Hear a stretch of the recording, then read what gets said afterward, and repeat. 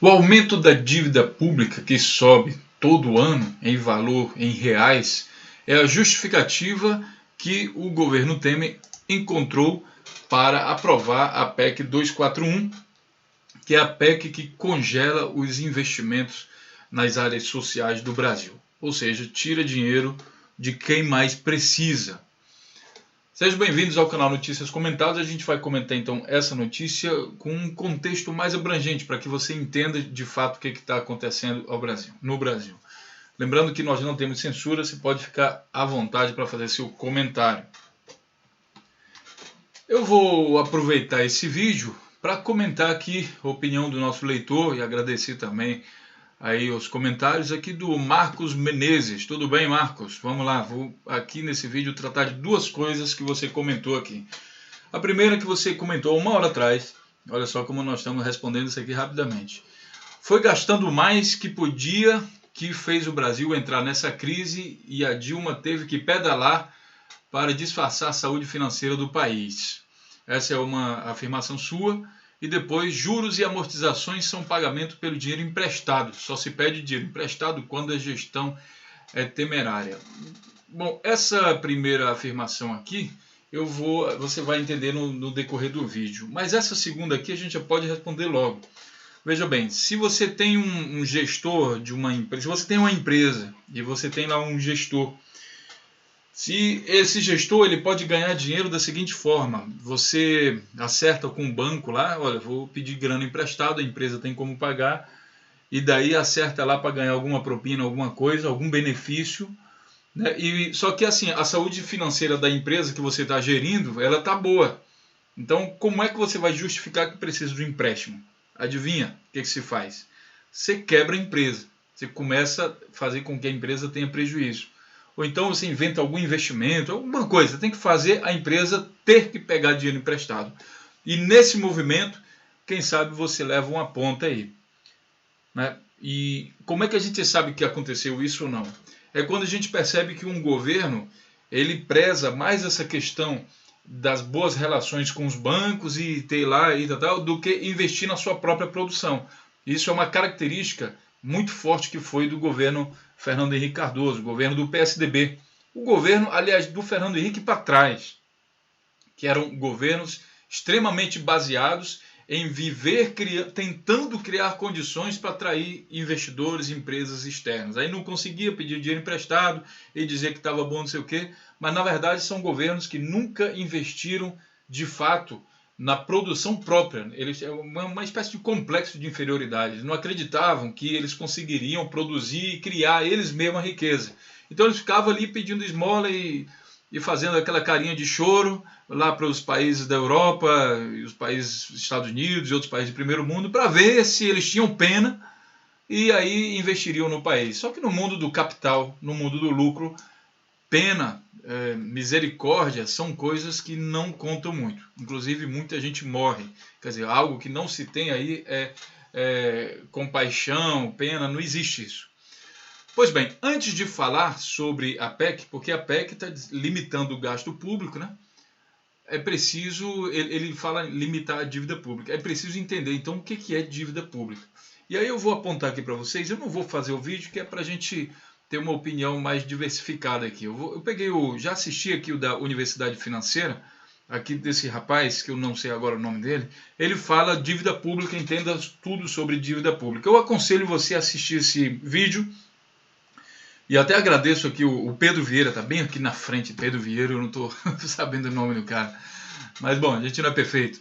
Vamos lá, assista o vídeo, são 14 minutos e você vai entender de fato o que é dívida pública.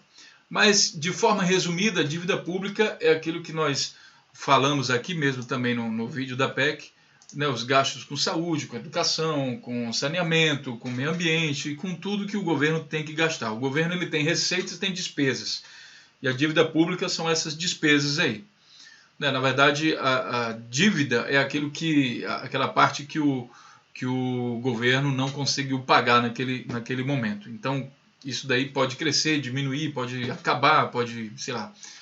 E aí a gente precisa entender o que aconteceu nos governos. Eu achei essa apresentação aqui, é um documento técnico, nós estamos aqui na página 27 correto? Eu vou colocar aqui na página 0, aqui na página, primeira página aqui, você vai ver que é uma nota técnica, gasto social federal, prioridade macroeconômica no período de 1995 a 2010, que pega aí os governos do Fernando Henrique e do Lula. Aí aqui nós vamos para a página 27, que é onde a gente estava. E aqui tem esse diagrama, portanto é um documento oficial, não é a minha opinião, é um documento oficial.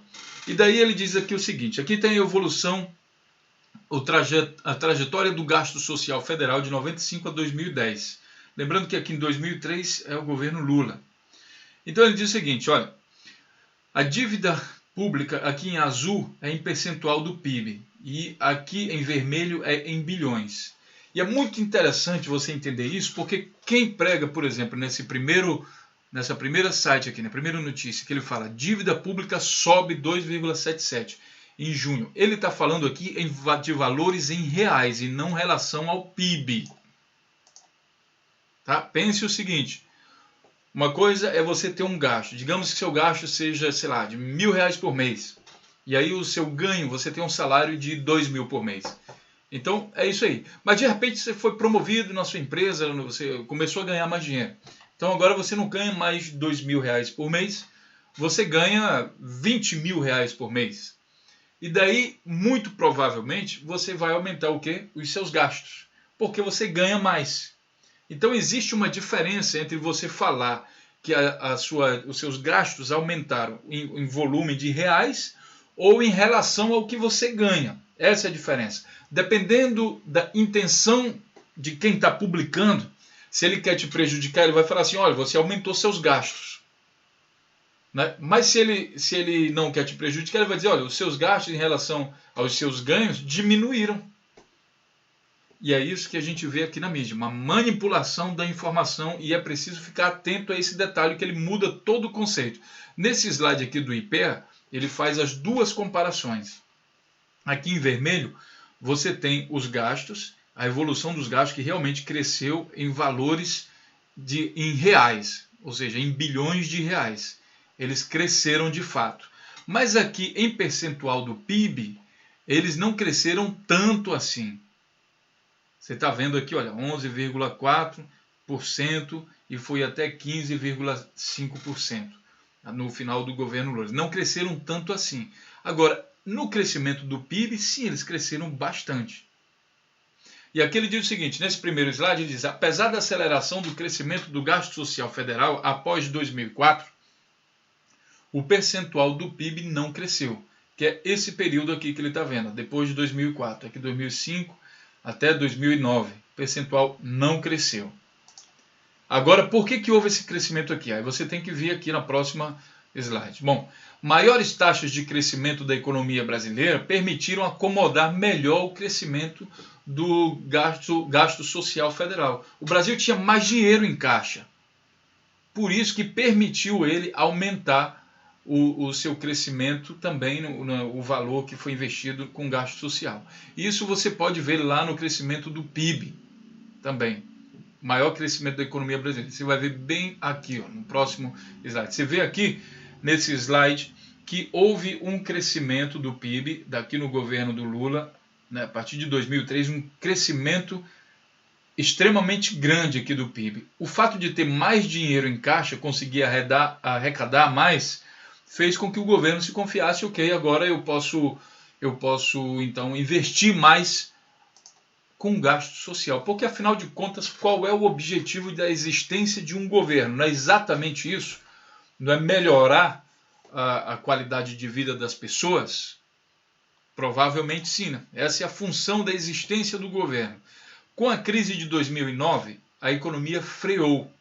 O crescimento do gasto social federal exigiu maior parcela do PIB, que ele estava ali em crescimento desse gasto, a economia freou e aí o PIB deu uma diminuída e aí aumentou em percentual do PIB.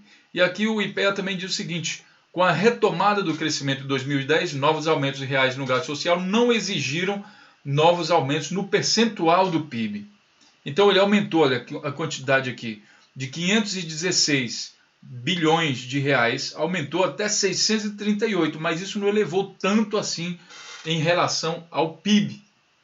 Tá? Então é essa briga constante, aliás, essa interdependência constante entre quanto você ganha e quanto você gasta. E quanto mais você ganha, mais você vai gastar para comprar móveis novos, para comprar um carro, para colocar o seu filho numa melhor escola. Isso é uma coisa natural e desejável. Aí você pensa, não, mas não pode aumentar o gasto público. Aí você tem que entender o seguinte, no governo Fernando Henrique, no governo do PSDB, PMDB, que essa turma neoliberal estava aí, o Brasil vivia uma situação de miséria. Então você vê aqui os números e você tem que entender que atrás desses números aqui, até 2002, final de 2002, existem pessoas. Você não pode, o mal assim do pessoal neoliberal, é interpretar número por número, mas atrás desse número tem pessoas. Olha, eu vou dar uma noção para vocês do que acontecia no governo Fernando Henrique, durante o governo dele. Aqui nessa reportagem feita pela Globo, você vai ver que a fome no Brasil na era do Tucano FHC. É um documentário completo e você vai ver que a cada 5 minutos morria uma criança ou alguém de fome no Brasil. Fome, minha gente. O Brasil era comparado com o país da África. Então é claro que o PIB, o investimento aqui per capita, o investimento por pessoa no tempo do Fernando Henrique era muito baixo. Isso precisava aumentar de qualquer jeito.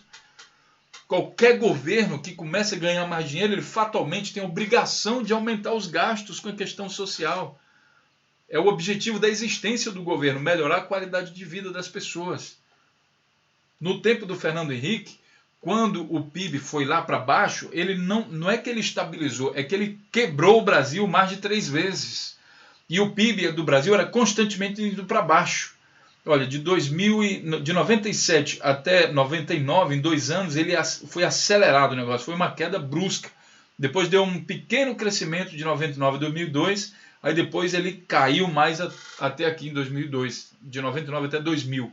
De 2000 a 2002 caiu novamente. Então isso foi o governo Fernando Henrique, foi a queda do PIB, a quebra da economia por mais de 3 vezes, dinheiro emprestado, e isso que acontecia. E muita fome. Então, veio Lula, aumentou a arrecadação, é lógico que ele vai ter que aumentar o investimento na questão social, nos gastos sociais. Agora, tinha uma outra coisa também nessa dívida pública. É que o Fernando Henrique, ao fazer uma política neoliberal, ele tinha a dívida pública, né? Como vocês aprenderam aqui, que a dívida pública é dinheiro emprestado para pagar aquilo que você não conseguiu pagar com a sua arrecadação. Você gastou mais do que recebeu, ficou uma diferença, então essa dívida que você tem, você pediu dinheiro emprestado de alguém. Então existe diferença se você pede dinheiro emprestado para o seu vizinho, que está do lado da sua casa, que tem o mesmo dinheiro que você tem, o real, ou se você pega o dinheiro emprestado com um amigo seu que mora nos Estados Unidos, e ele vai lhe emprestar em dólar. Quando ele lhe emprestar em dólar, a sua dívida com ele, que fica fixada em dólar, ela vai variar também de acordo com a cotação do dólar. No tempo do Fernando Henrique, praticamente toda a dívida brasileira ela era indexada em dólar. Significa que qualquer movimento no exterior que fazia, a dívida brasileira em reais crescia muito. Por quê? Porque ela era fixada em dólar. E você tem a variação do dólar. Né? Você tem, por exemplo, hoje o dólar está 3 e tanto. Se der uma crise, alguma coisa, o petróleo, alguma coisa lá fora, o dólar vai lá para cima, 4. Quase chegou a 5 um dia desse. E aí o que acontece com a dívida pública? Mesmo você sem gastar sem nenhum centavo, você não gasta um centavo, essa dívida pública ela aumenta. Esse fenômeno ele está sendo explicado aqui no jornal GGN por um professor. Vamos identificar aqui primeiro quem está falando. Um professor de Economia Política Internacional da Universidade Federal do Rio de Janeiro. Ele está explicando aqui como isso funcionava, está bem rico em informações, eu aconselho que você leia. E também o que mudou com o Lula. O Lula tirou essa indexação de dólar e a dívida passou a ser em reais. Isso, inclusive, foi o motivo... no tempo do Fernando Henrique, quem viveu naquele tempo lembra que qualquer crisezinha do lado de fora causava uma avalanche imensa no Brasil. uma crisezinha da Rússia, da Indonésia, do México, tudo fazia o Brasil ou pedir mais dinheiro emprestado para o FMI, que emprestava de novo indexado em dólar e também com juros altos, dizendo que ele não podia investir em saneamento, nem saúde, nem nada, né? Ou fazia o quê? O Brasil cortava esses investimentos em gastos sociais, como eu estou falando para você. Quando o Lula chegou, ele mudou isso. Mudou isso e é a explicação que a gente tem. Por exemplo, quando veio a crise de 2008, que foi a maior crise financeira depois da crise de 29, 1929, o Lula disse que aquela crise ia ser uma marolinha. Por quê? Porque a dívida brasileira estava atrelada ao real. Então, mesmo que houvesse desvalorização, valorização de dólar, aquilo não ia influenciar no Brasil, não ia ter um impacto muito grande no Brasil. E, de fato, foi. O Brasil foi um dos países que menos sentiram essa crise de 2008. Tá? Aí, bom, é sempre bom você comparar números, porque números evitam opiniões. Aí você tem aqui, olha, 2002 foi o fim do governo Fernando Henrique, 2013 o fim do governo Lula. No Fernando Henrique, o PIB era de 1,5 trilhões de reais. Com o Lula era 4,8. Mas a gente vai ver aqui, olha, o PIB per capita. Houve um crescimento de renda no Brasil. Você vê aqui no PIB per capita. O Brasil conseguiu ganhar muito mais dinheiro por cidadão, e olha que aqui também está considerando o crescimento populacional, né, do que no governo Fernando Henrique. 24, Lula, 7 para Fernando Henrique. Agora, a dívida líquida do setor público, 60% do PIB no governo Fernando Henrique, 60% do PIB. Com o Lula diminuiu em relação ao percentual do PIB. E é isso que está sendo deturpado na grande mídia. O lucro do BNDES, as empresas, os bancos lucraram mais. A produção de veículos foi maior. Por quê? Porque mais gente tinha dinheiro para comprar. O investimento estrangeiro direto, que aí o governo Fernando Henrique, o pessoal da neoliberal fica dizendo, não, a gente tem que atrair empresa de fora, porque é eles que vão investir no Brasil e vão retomar o crescimento. Não foi no governo deles que houve mais investimento externo, tá? Foi justamente no governo do Lula, 64 bilhões contra 16,6 bilhões do governo do Fernando Henrique.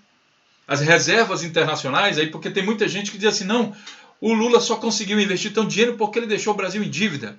Mas, na verdade, a reserva internacional no tempo do Fernando Henrique era 37 bilhões de dólares, com dinheiro emprestado do FMI.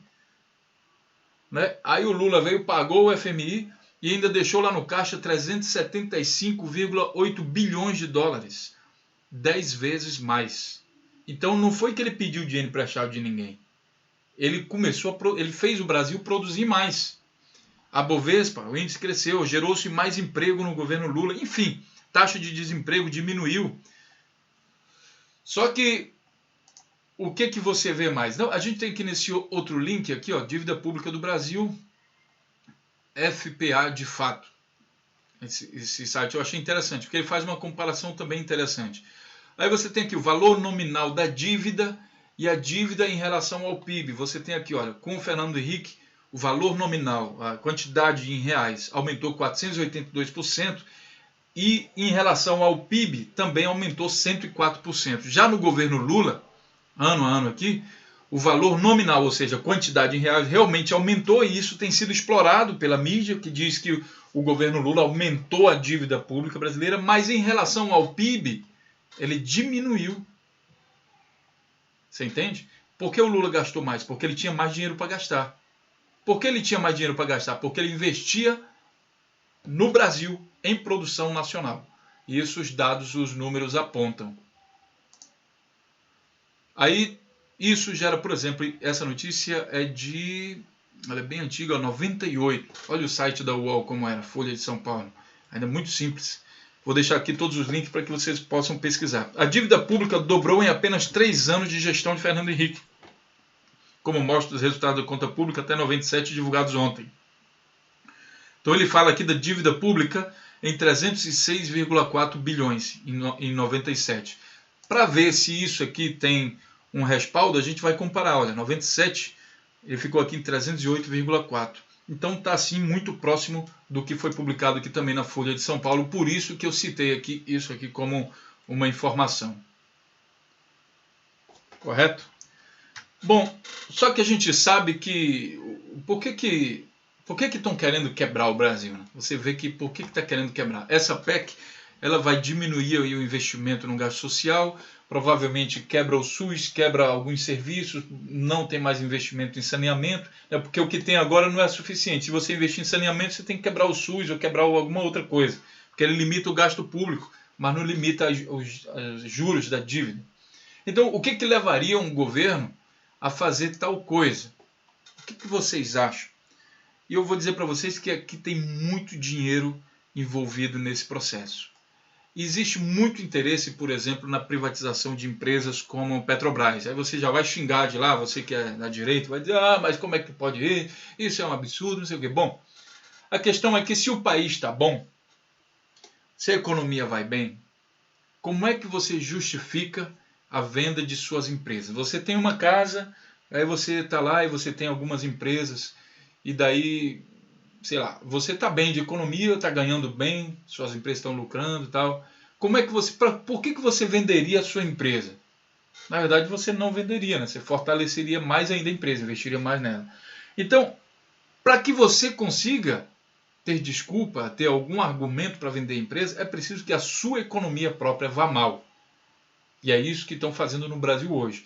E é muito triste falar isso para vocês, pessoal. É muito triste dizer, sabe, eu fico com o coração apertado de falar para vocês o seguinte. Os tucanos, aqui como mostra essa notícia aqui da Folha de São Paulo, eles já diziam, aqui nessa data, olha, 5 de julho de 2015, eles já diziam que a Dilma não ia ficar no poder até 2018, porque a Dilma, uma das coisas que ela não queria com certeza era a privatização do Petrobras e de outras empresas. Então isso vai contra os interesses dos neoliberais aqui representados pelo PSDB. E você pode dizer que o PSDB é o Partido da Social Democracia Brasileira, só que o comportamento dessas figuras aqui, ele é o comportamento de neoliberal. Então o partido em si foi feito para uma coisa, só que está sendo usada para outra. E não adianta você dizer, eles também são socialistas. Não tem nada de socialista aqui, o comportamento é de neoliberal. O cara se registrou como socialista, mas é neoliberal. E aqui em julho ele já estava dizendo, sabe por quê? Porque eles estavam de olho nessa questão da privatização da Petrobras, por exemplo. Tanto que o José Serra é que é o autor da lei que entregou o pré-sal, como eu mostrei para vocês no outro vídeo. A entrega do pré-sal, pessoal, eu estou mostrando aqui nesse vídeo. Câmara entrega pré-sal a multinacionais estrangeiras. Só que não basta isso. É preciso quebrar o país.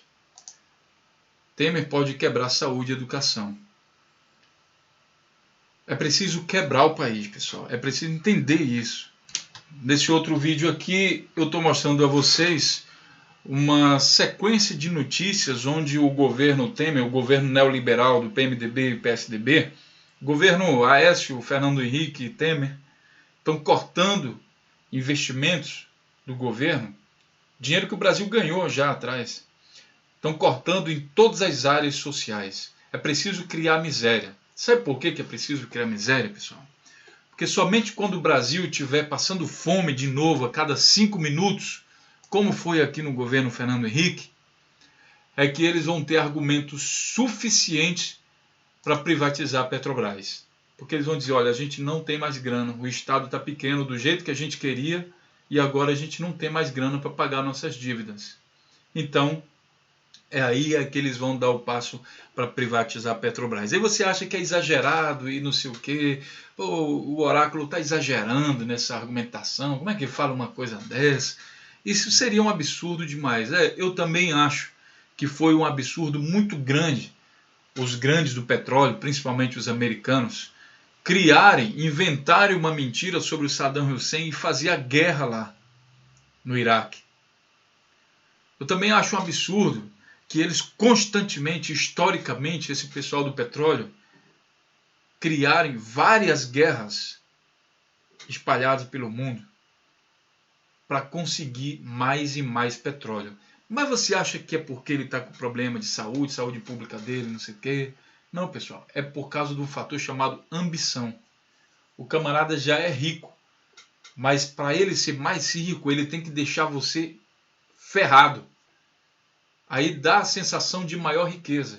Eu não sei como explicar isso. Eu peço aí se tem algum psicólogo, algum, sei lá, sociólogo, que explique por que que o ser humano, principalmente o pessoal neoliberal, por que que há a necessidade da multiplicação da miséria para que o indivíduo possa se sentir mais rico. Porque essa é a impressão que dá na gente. Não basta somente ele ser rico, porque no governo Lula esse pessoal também ganhou muito dinheiro.